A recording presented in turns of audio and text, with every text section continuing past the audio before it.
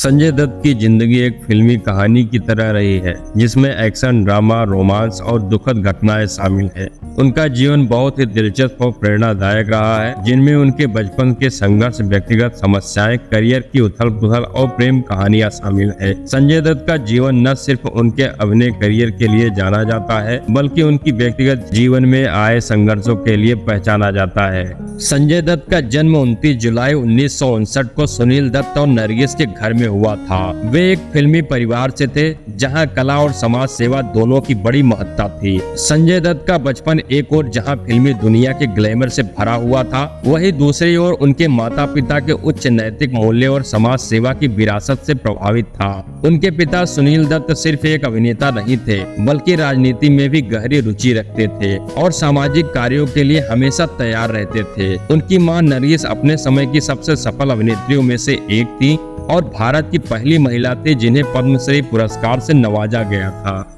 संजय दत्त का बचपन कुल मिलाकर सुरक्षित और संपन्न था, लेकिन यह सुरक्षा उनके मनोवैज्ञानिक संघर्षों को नहीं रोक सकी। संजय ने अपने परिवार में नाम और प्रतिष्ठा तो पाई, लेकिन उनके जीवन में भावनात्मक कठिनाइयां और संघर्ष भी बहुत जल्द ही आने लगे। संजय दत्त का उनकी मां नरगिस के साथ गहरा और भावनात्मक संबंध था। वे अपनी मां के बेहद करीब थे और उन्हें अपना सबसे बड़ा सहारा मानते थे। 1981 में जब संजय दत्त की पहली फिल्म रॉकी रिलीज हो रही थी, तभी उनकी मां नरगिस को कैंसर हो गया था। इस खबर ने संजय दत्त को गहरे अवसाद में डाल दिया। नरगिस का इलाज चल रहा था, लेकिन उन्हें बचाया नहीं जा सका और फिल्म के रिलीज से कुछ ही दिनों पहले उनका निधन हो गया। इस हादसे ने संजय की जिंदगी में एक बहुत बड़ा खालीपन और दर्द छोड़ दिया।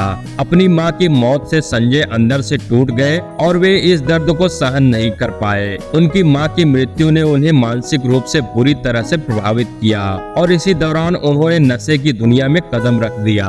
संजय दत्त का नशे की ओर झुकाव उनके जीवन का सबसे बड़ा और कठिन दौर रहा। अपनी मां के निधन के बाद वे पूरी तरह से टूट चुके थे और इस मानसिक स्थिति से निपटने के लिए उन्होंने ड्रग्स का सहारा लिया। संजय ने कई इंटरव्यू में इस बात को स्वीकार किया है कि वे कई साल तक ड्रग्स के आदी रहे हैं और उन्होंने अपनी जिंदगी के महत्वपूर्ण साल नशे में बिताए। इस लत ने न सिर्फ उनके करियर को खतरे में डाला, बल्कि उनके व्यक्तिगत और पारिवारिक जीवन को भी बुरी तरह से प्रभावित किया। संजय दत्त का नशे की लत से बाहर आना एक लंबी और कठिन प्रक्रिया थी। उनके पिता सुनील दत्त ने इस दौरान उनका पूरा साथ दिया और उन्हें अमेरिका के एक पुनर्वास केंद्र में भेजा, जहां संजय ने अपनी लत से लड़ने की कोशिश की। संजय ने खुद इस बात का जिक्र किया था कि उन्हें कई बार लगा कि वे इस लत से कभी बाहर नहीं आ पाएंगे, लेकिन उनके पिता और परिवार ने कभी उनका साथ नहीं छोड़ा। कई महीनों के इलाज और मानसिक संघर्षों के बाद संजय दत्त ने आखिरकार नशे की लत से मुक्ति पाई। संजय दत्त की फिल्मों में वापसी किसी दूसरी पारी से कम नहीं थी। 1980 के दशक के अंत तक संजय ने धीरे धीरे अपनी नशे की लत को छोड़ दिया और फिर से फिल्मों में काम करना शुरू किया। 1986 में आई फिल्म नाम ने उनके करियर को एक नई दिशा दी और उन्हें एक गंभीर अभिनेता के रूप में पहचाना जाने लगा। इस फिल्म ने संजय को न सिर्फ बॉलीवुड में एक मजबूत अभिनेता के रूप में स्थापित किया, बल्कि उन्हें दर्शकों के दिलों में भी जगह दिलाई। इसके बाद संजय ने कई सफल फिल्मों में काम किया, जिनमें थानेदार, साजन, खलनायक जैसी फिल्में शामिल थी। खासकर खलनायक ने उनके नकारात्मक किरदार को बहुत सराहा गया और यह फिल्म उनके करियर का महत्वपूर्ण मोड़ साबित हुआ। इस फिल्म के जरिए संजय दत्त एक बार फिर से सुपरस्टार की श्रेणी में आ गए। संजय दत्त की जिंदगी में सबसे बड़ा विवाद 1993 के मुंबई बम धमाके के बाद आया, जब उनका नाम इस केस में सामने आया। उन पर आरोप था कि उन्होंने अवैध हथियार रखे थे, जो इन धमाकों के साजिशकर्ताओं से जुड़े थे। इस मामले में संजय दत्त को गिरफ्तार किया गया और उन्हें जेल भी जाना पड़ा। इस केस ने उनके करियर और व्यक्तिगत जीवन दोनों को पूरी तरह से प्रभावित किया। संजय दत्त ने अपने बचाव में कहा कि उन्होंने ये हथियार अपनी और अपने परिवार की सुरक्षा के लिए रखे थे, लेकिन अदालत ने उन्हें दोषी ठहराया और उन्हें कई सालों तक जेल की सजा काटनी पड़ी। इस समय में संजय ने बहुत संघर्ष किया किया और अपनी छवि को फिर से सुधारने की कोशिश की। हालांकि उन्हें आतंकवाद के आरोप से बरी कर दिया गया, लेकिन अवैध हथियार रखने के लिए उन्हें सजा हुई। जेल में बिताए गए समय ने संजय दत्त को आत्ममंथन और जीवन के प्रति एक नई दृष्टिकोण दी। उन्होंने जेल के दिनों को एक नया अनुभव बताया और कहा कि इस समय ने उन्हें बहुत कुछ सिखाया। जेल में रहकर उन्होंने खुद को मानसिक रूप से मजबूत किया और जीवन के असली अर्थ को समझा। जेल से बाहर आने के बाद संजय दत्त ने अपने जीवन को फिर से एक नई दिशा देने का प्रयास किया और अपनी पुरानी गलतियों से सबक लिया। और बात करें संजय दत्त के रिलेशनशिप और प्रेम कहानी के बारे में, तो संजय दत्त का प्रेम जीवन भी काफी चर्चा में रहा है।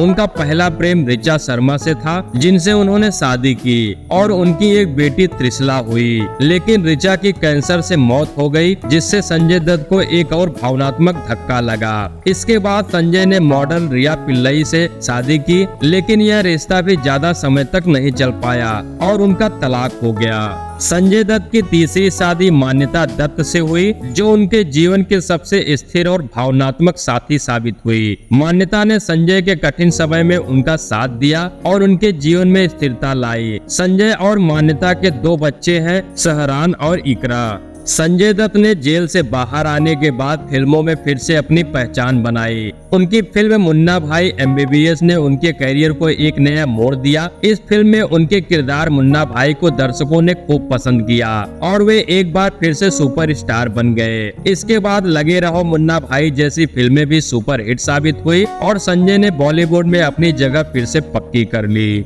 संजय दत्त की जिंदगी के कई अनकहे पहलू भी हैं, जो उनके फैंस को बहुत कम पता है। एक बार उन्होंने खुद बताया था कि जब वे नशे की गिरफ्त में थे, तब एक दिन उनकी हालत इतनी खराब हो गई थी कि वे अपने पिता के पास गए और कहा कि वे मरना चाहते हैं। यह एक बेहद कठिन समय था, लेकिन उनके पिता ने उन्हें समझाया और जीवन में आगे बढ़ने का हौसला दिया। संजय दत्त की एक और अनकही कहानी यह है कि संजय दत्त ने अपने जेल के दिनों में खुद को व्यस्त रखने के लिए कई किताबें पढ़ी और वे नियमित रूप से ध्यान मेडिटेशन करते थे। उन्होंने इस समय का उपयोग आत्ममंथन के लिए किया और जीवन में नई राह की तलाश की। संजय दत्त की जिंदगी कई उतार चढ़ाव से भरी रही है। उनके जीवन में संघर्ष, विवाद और प्रेम का अद्भुत मिश्रण है। उन्होंने अपनी गलतियों से सीखा और हर बार मुश्किलों से उभरकर एक नए अवतार में सामने आए। उनका जीवन यह सिखाता है कि चाहे कितनी भी कठिनाइयां आए, अगर इंसान में संघर्ष करने की क्षमता है और आत्मविश्लेषण की शक्ति हो, तो वह हर मुश्किल को पार कर सकता है।